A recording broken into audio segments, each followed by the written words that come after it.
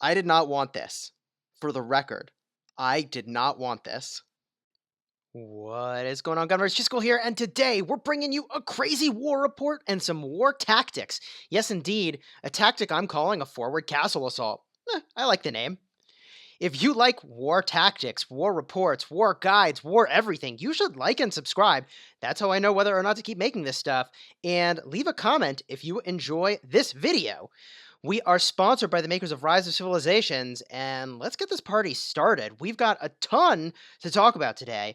The first, and the thing that you're watching right now, is the tragic outcome of the prior video that I released about the Trojan horse style attack. Yes, you should watch that video for the full context. Bunch of folks ported over to where we were and started zeroing our cities. Ultimately, many of those members ported away, which is a smart thing to do. That's the way you should handle a guerrilla tactic. Get in, hit hard, get out. But one of their members stayed behind. And I believe there was some sort of code of honor or agreement between one of our alphas and this individual, because they had been friends in the past, that led them to stay and to take the full force of a rally that we led against them. Now, in this video, there's a bunch of things we're going to cover about this particular assault. We're going to take a look at the battle report, which to me was shocking. Truly shocking.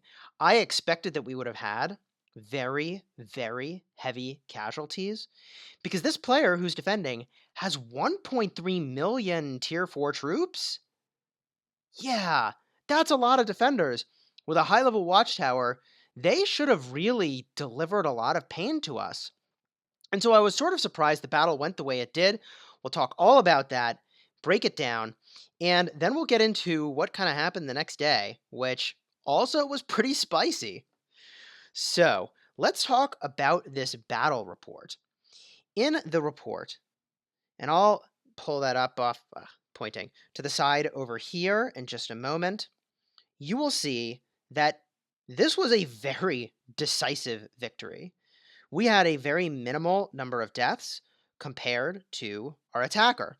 And this was shocking to me because given the number of troops that they had, shouldn't they have really hurt us a lot? And so let's look at the factors that go into whether or not a defense could be successful. Now we're going to take a look now at the troop buffs, which gives us a view into the commanders that were present and the skills that they had, as well as the buffs that were applied.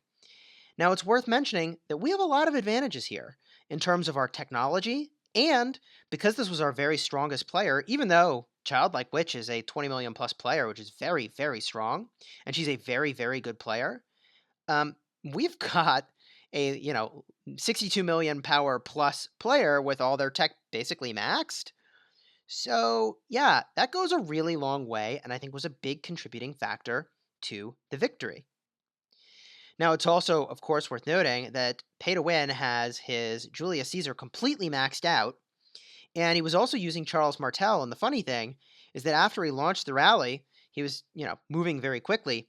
He realized he had intended to launch this rally also with Hannibal Barca. So this could and should have been even worse for the defender. With that said, what I think saved us from a lot of deaths here is Charles Martel. Charles Martel puts up a shield, and that shield scales with the size of the rally. So a 2 million rally has a huge shield protecting the entire army. Pretty substantial, actually. Now, I want to take a look at the commander choices of the defender, and know that this is not a criticism. It's simply trying to understand what happened in this battle report. Now, they used Julius Caesar with the first two skills completely maxed out, which is very impressive, followed by a Joan of Arc as the secondary. And there's a couple things that stand out to me here that might have contributed to the direction of this battle. And the first is that the last two skills of Julius Caesar are completely irrelevant on defense. Julius Caesar, on those last two skills, increases, I think, the amount of damage that you do to player cities. They also increase the size of your army. But both of those things are totally irrelevant on defense. And even though the first two skills are maxed on Caesar, I probably will be using a different commander to defend. Now, why is that? I think you could get access to better talents, and I would much rather have a commander defending that has all four skills applied. And chances are that you'll be in a better position even if you have to go down to an epic. Now, what I think is maybe a little surprising, and of course it depends on the types of investments you're making, right? But I suppose that a player as strong as Childlike Witch doesn't often think a whole heck of a lot about defense, perhaps, because they usually are the person attacking other players' cities, and you do not want to be attacked by Childlike Witch, let me tell you. Mm-mm. Now, I do think Joan of Arc is an excellent second defender choice because she has buffs that are very, very relevant when you're defending a city because you're going to have all types of units present.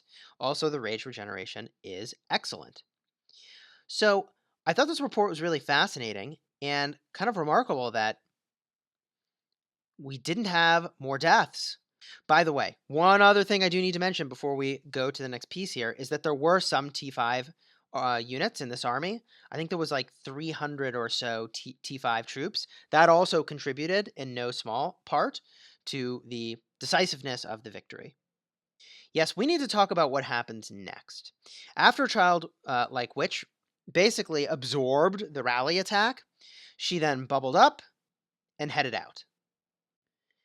We've now zoomed out to get a look at the present state of the map, and you may recall that in our video where we talked about the Trojan horse style attack, that our obligation as a defender of the Lost Temple area is to secure the borders, and the gray flags that you see in the center are kind of all that remains in the Lost Temple area of the alliance that let in the invaders.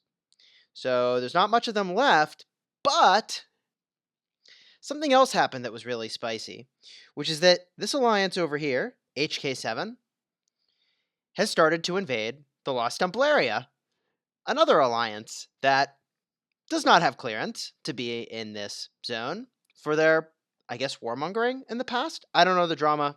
I don't want to claim to know the drama. Doesn't matter. Point is, they entered without permission, and so we took action. And the action we took, resulted in a 1, 2, 3, 4, 5, 6, 7 plus alliance war.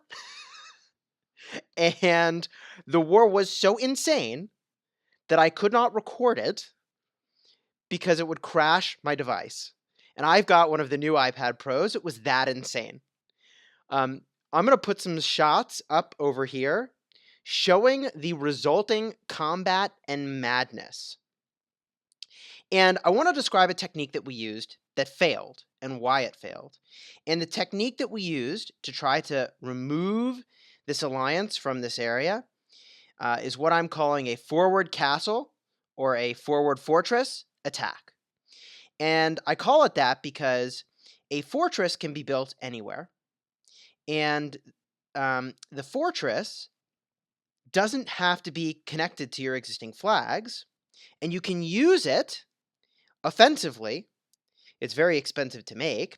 You can use it offensively to then attack other people's flags and to set up a base of assault. And that's essentially exactly what we did. So going back to our present day view here, we dropped a castle in around here, and there weren't nearly as many flags of the enemy up as there are now. And so this tells you how the battle went, which is that ultimately we were repelled. And that is because those same individuals that did the Trojan horse style attack joined up into the HK7 alliance for this particular war, and their alphas were online, and not all of ours were. And they very heavily swayed the direction of that battle. And I want to call attention again to the fact that a small number of high-powered players that are highly active can have a huge influence, especially when, look, we've got 2 billion in combined power of allied alliances, but it's hard to mobilize that group. Although once we get going, the momentum is pretty nuts. I mean, it's hard to outlast that. So anyways, they hit really hard and they destroyed our castle before we could finish building it, which is a crucial lesson and mistake that we made. So a couple takeaways here. If you're doing a forward castle assault, you need to move such that you generate decisive action.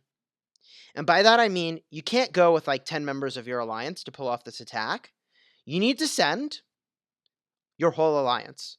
Like 70% of your alliance needs to pour it in instantly. You build this thing, their armies are all on the field. Like, you need to swarm. That's one takeaway. And the other takeaway is that if your defense fails when the building is being constructed, it doesn't start burning down, it just disappears, which is a pretty expensive and painful lesson, but so be it. It's a part of the learning, and we're all learning, and that's totally fine. So I want to leave a teaser for what my next video is going to talk about, which is garrison defense.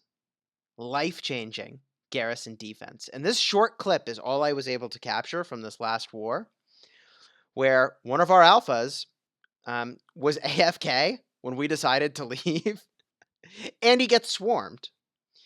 The outcome from this battle is shocking, and we'll talk about it in our garrison video coming up. I'm excited. Garrison video, garrison commanders. If you want to defend like a madman, you should totally like and subscribe. We're going to talk about how you can do that. And until next time, my friends, you have fun smashing the kingdom.